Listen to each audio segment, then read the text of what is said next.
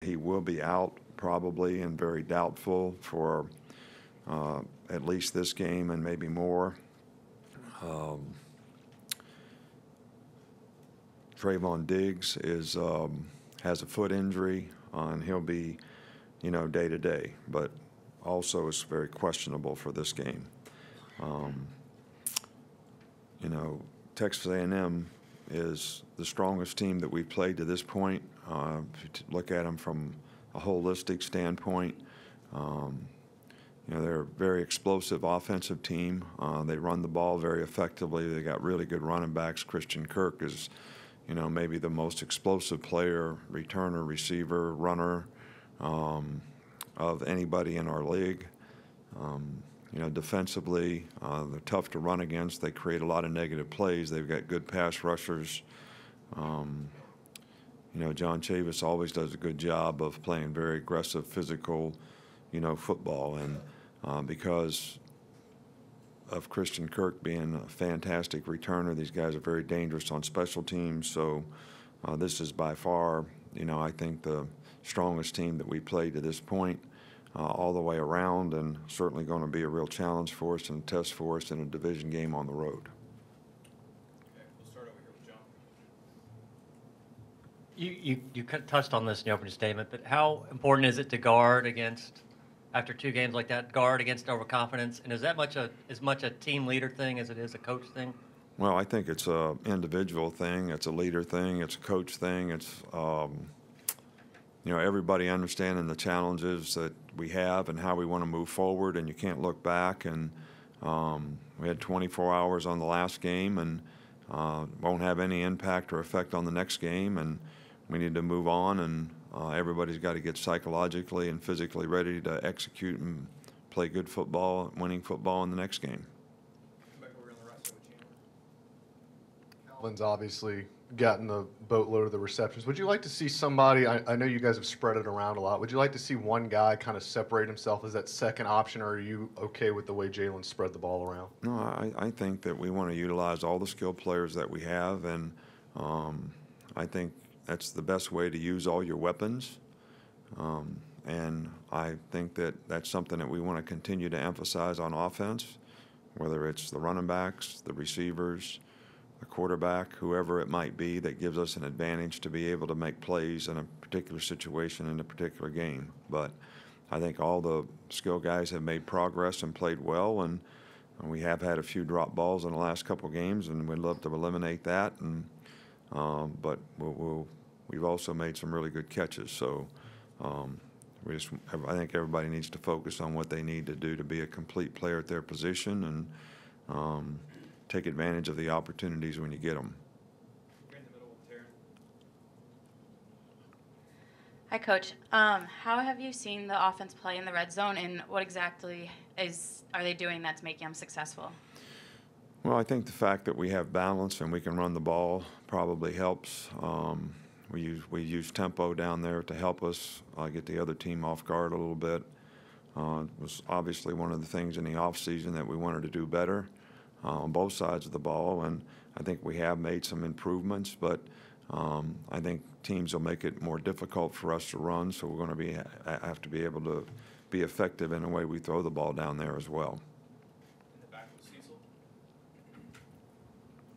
Coach, you were able to use J.K. in the long field goal situation. From what you've observed of him in practice, how far out would you be comfortable with his range? He has a really strong leg. I don't. We usually define the yard line every week based on the wind conditions and that type of thing, but probably 35 to 38 yard line, something where the ball is there, whatever that makes it. Come back over here with Mark in the front. On Ronnie Clark's touchdown, we saw a lot of players get excited for him. Just what are you thinking when you see a guy who's worked hard, battled injuries, but sort of stuck to it, when you see him get some opportunity to shine like that? Well, Ronnie Clark has been, to me, the consummate, ultimate, great story about any program and what college football should be all about. Here's a guy that has done everything that anyone could ever ask as a teammate. and contributed to the team in whatever way he could, regardless of how much accolade that may have brought him.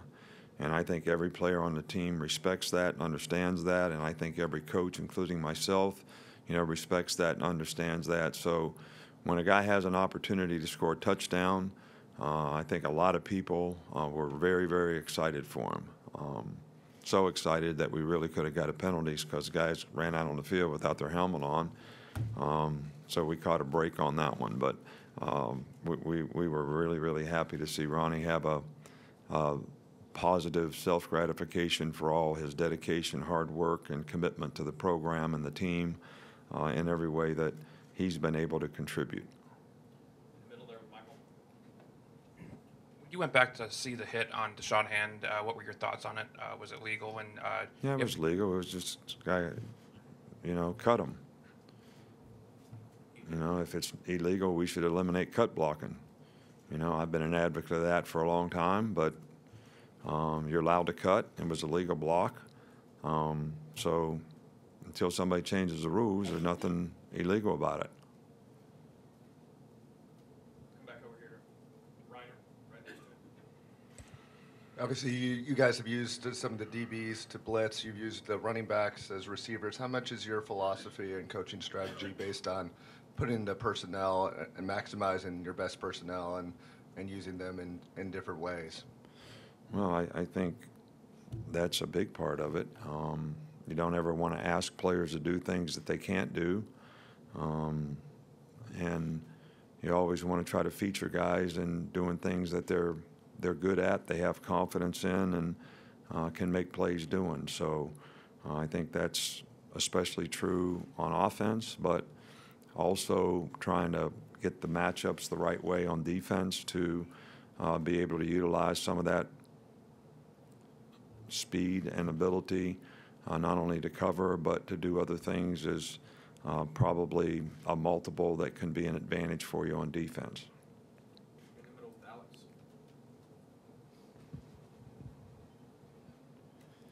Just curious, how much has the offense kind of evolved and opened up a little bit in the last few weeks? And just how have you seen Jalen adjust to kind of some more opportunities to read and make those adjustments? Well, I think Jalen has really developed very nicely through the course of the season. One of the things he did in this game, which we've been working with him on, is even when he scrambles to keep his eyes downfield, and actually did that on several occasions. And one of the balls, Robert Foster jumped up to catch and got pushed out of bounds. Another one, Ruggs dropped.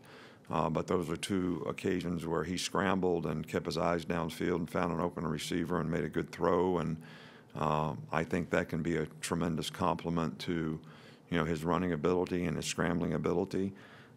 But I think from a drop back standpoint, from a timing standpoint, we missed a few throws in the game. But at the same time, we're in the right place. We're making the reads. We're getting the ball out of our hand. And we also made some really good throws in the game. So we're excited about the progress that we've been able to make and the balance that it can create for us. Go in the back with Joe.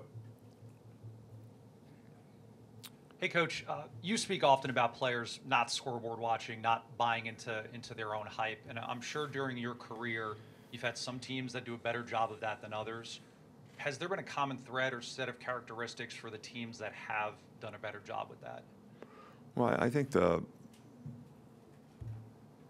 common thread is, we have a old saying, out of yourself and into the team. And look, everybody has individual goals and accolades and things that they want to accomplish and things that they want to do personally. And I think they should. But I think there's a fine line between, what do I put first? Do I do what's best for the team and for my teammates, and know that it's important for me to be a complete player, whether I'm getting the ball, not getting the ball, getting an opportunity or not getting an opportunity, but I create an opportunity for somebody else, and that same person can create an opportunity for me when I get my chance to make a play. So I think players keeping that in perspective, look, you want to be able to catch passes, but you also have to manage your frustration if you're going to be able to catch those passes. So you got to be able to stay focused on what you got to do to get open in the process of things that you need to go through and accomplish in preparation so that when you get in the game, you can play fast and be confident and have an opportunity to make plays. And, you know, that's what we try to emphasize with our players. And, you know, so far this year, I think the players have done a really good job of that. In the middle with Chris Walsh. You've always stressed getting off to a good start in games. Seems like this year's team is really good at it. Why is there something different about this team's makeup in that respect? No, I think you always want to start fast and finish strong, but you also want to play for 60 minutes in the game. And I think, you know, a few times early on we started pretty well in the game, but we kind of didn't sort of sustain it in the game. And that's something that we've been emphasizing with this team and we'll continue to emphasize so that we can play for 60 minutes. I mean, you know, you look at games, teams ahead 41-10, the team we're playing this week, and ended up getting beat. So, you know, you got to keep playing. The way college football is right now, people are very prolific at scoring a lot of points. You got to keep scoring on offense. You got to keep moving the ball on offense. You can't relax. You can't not pay attention to detail. And you got to keep playing well on defense and keep making plays for 60 minutes in the game. A couple more. We'll start here with Dwayne. Just to follow up on that, Coach, when you have a loss like A&M did in the opener, and obviously it drew a lot of criticism, but they bounced back from that.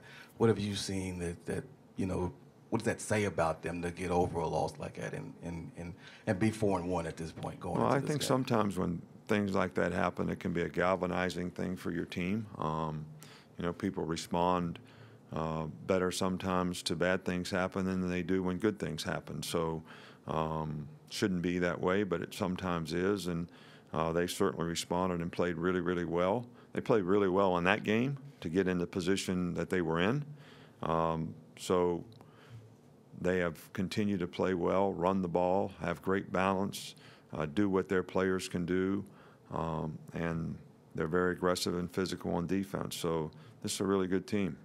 We'll finish up in the back with Neil. Coach, you stopped by 10-year-old Aubrey Nicholas in pregame Saturday to give her a kiss. She has a brain tumor. You also met the family of little Cam, who died of cancer last Friday. What does it mean to you to offer encouragement to these families? Well, we have, you know, something that's, I guess it's the compassion that you have. I mean, we always want to try to help children, families that need support in very difficult circumstances. We have a lot of these young people come out to practice and watch practice. I think our players have done a fabulous job of spending a little time, taking pictures, trying to add a little joy, something positive, you know, in terms of encouragement. And, you know, our thoughts and prayers are with all the young people who have tremendous adversity in their life, and especially when it comes to health issues that are real battles that hopefully they'll be able to overcome, and we like to support them every way we can.